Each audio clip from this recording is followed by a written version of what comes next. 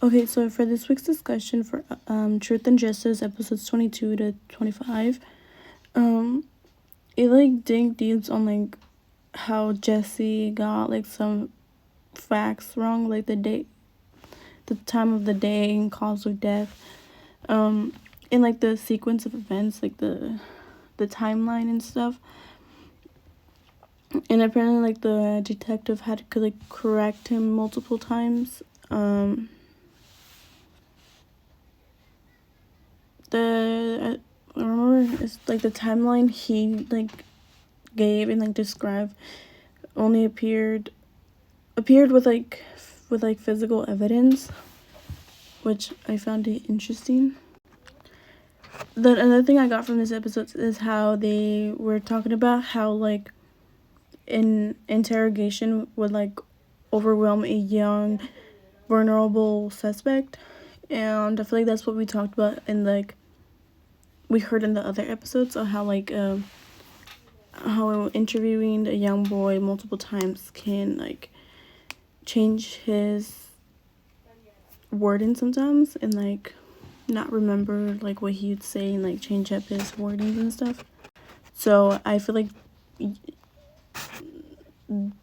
their statements are not really reliable because as a young person being questioned multiple times weeks late like on, I feel like they're not going to remember every detail and like they're probably going to change something up here and there. So I feel like they're not really reliable in my opinion, especially if the young person is like under stress or like over like I said, like overwhelmed, or they just have like anxiety as a young person.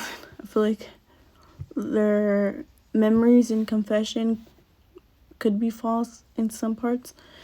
So yeah. Going back from like the how he like got some things incorrect. This like definitely like highlights like how confessions appeared, like even though they have like so much details, it can still be unreliable, which I found it really interesting. So like some things that I found concerning is how often juries overvalue confessions, even like some that are like not good, like. And I feel like on like the other episodes, like how the one detective didn't record his interview about the whereabouts, I feel like that was such a huge mistake because it's like, what if he says like so many things and details and then like the officer writes down only like 2 word or 1 word with no detail? So like he can definitely change up the wordings of the suspect, and I feel like that's like it plays another big part of it. So another things that I got from this is how like it makes me wonder how many like convictions rely heavily on questionable confessions, and also how just like one wrongful conviction how can I explain it, like after like a confession is given, it's like difficult to correct the wrongful conviction, which I found interesting and concerning. And like also how like one confession can shape like the whole investigation and like interpret the evidence. But yeah, I feel like this mainly like it was like how like confessions like